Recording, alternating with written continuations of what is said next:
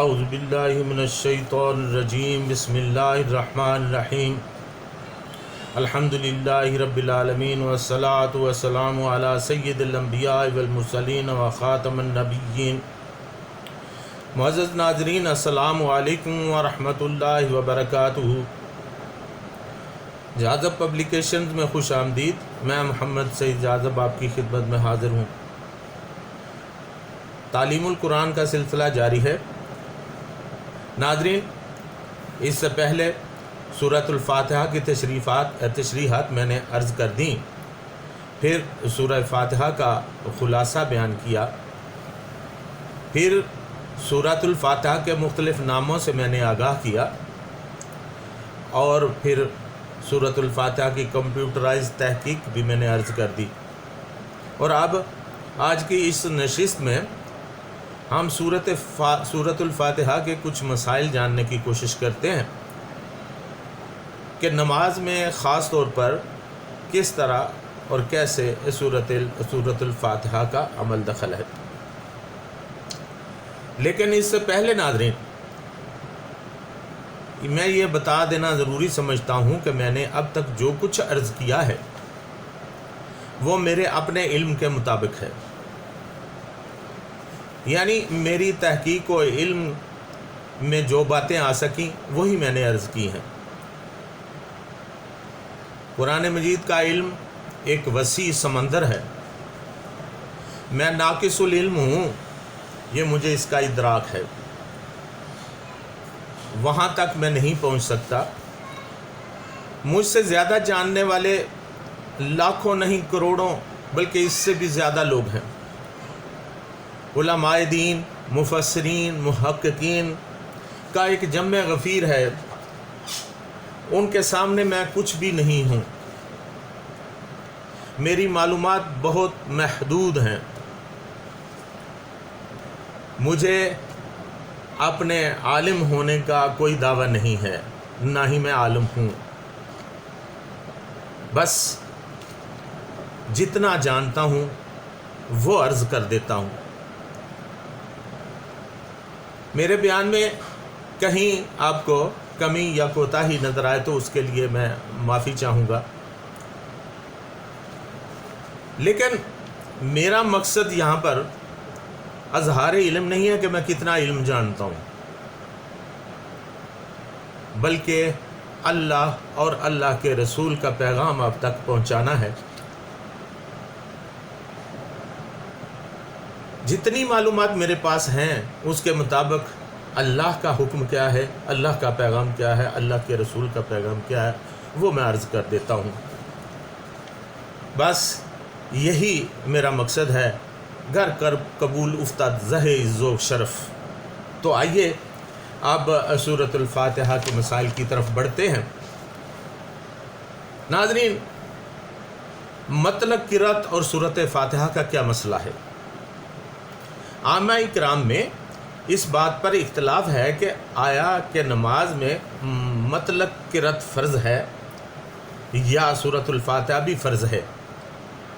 مطلق قرأت سے مراد سورۃ الفاتحہ کے علاوہ قرآن حکیم کی تلاوت کرنا ہے۔ امام ابو حنیفہ رحمۃ اللہ تعالیٰ علیہ، امام سفیان ثوری رحمۃ اللہ تعالیٰ علیہ، امام اوزاعی رحمۃ اللہ علیہ، امام مالک اور امام محمد رحمہ اللہ تعالیٰ، سب کا خیال ہے کہ نماز میں مطلق قرأت فرض ہے۔ قرآن پاک کا کوئی بھی حصہ نماز میں پڑھ لیا جائے تو فرض ادا ہو جائے گا، اس میں سورۃ الفاتحہ کی تخصیص نہیں ہے۔ ان کا استدلال یہ ہے کہ اللہ تعالیٰ نے پارہ نمبر 29 سورۃ المزمل آیت نمبر 20 میں فرمایا ہے، فَقْرَؤُوا مَا تَيَسَّرَ مِنَ الْقُرْآنِ، قرآن میں سے جو حصہ بھی میسر ہو پڑھو، یعنی جتنا یاد ہو یا جتنا ممکن ہو پڑھ لو، نماز ہو جائے گی۔ ائمہ کرام رحمہ اللہ کا کہنا ہے کہ سورۃ الفاتحہ بھی چونکہ قرآن پاک کا ہی حصہ ہے، لہٰذا سورۃ الفاتحہ ہو یا قرآن کریم کا کوئی اور حصہ، اس کے پڑھنے سے نماز ادا ہو جائے گی۔ نماز میں سورۃ الفاتحہ کی تلاوت واجب ہے۔ اس سلسلہ میں ترمذی شریف اور موطا امام مالک میں حضرت ابو ہریرہ رضی اللہ تعالیٰ عنہ سے روایت منقول ہے کہ جس نماز میں سورۃ الفاتحہ نہ پڑھی جائے فَهِيَ خِدَاجٌ غَيْرَ تَمَامٍ، وہ نماز ناقص ہے اور نامکمل ہے۔ اس لیے امام ابو حنیفہ رحمۃ اللہ تعالیٰ علیہ اور بعض دیگر ائمہ کرام فرماتے ہیں کہ مطلق قرأت تو فرض ہے مگر سورہ فاتحہ واجب ہے۔ واجب سے مراد یہ ہے کہ اس کا درجہ فرض سے کچھ کم اور سنت سے زیادہ ہے۔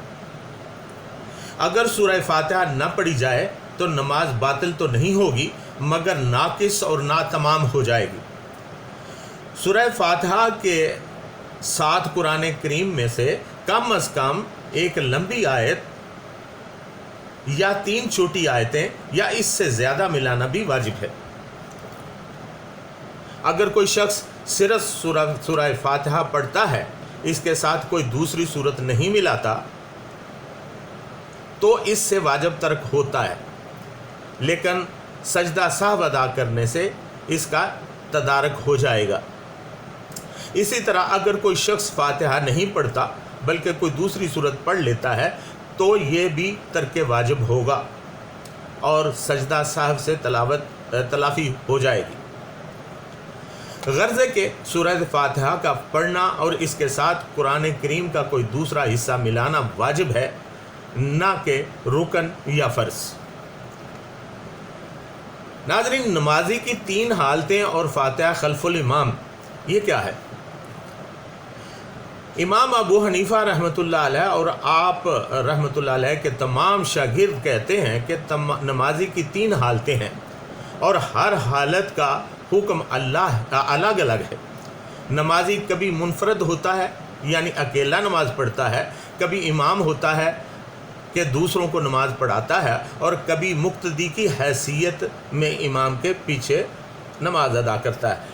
امام ابو حنیفہ رحمۃ اللہ علیہ فرماتے ہیں کہ جب کوئی شخص اکیلا نماز پڑھتا ہے تو اس کے لیے سورہ فاتحہ کے ساتھ کوئی دوسری صورت ملانا بھی ضروری ہے۔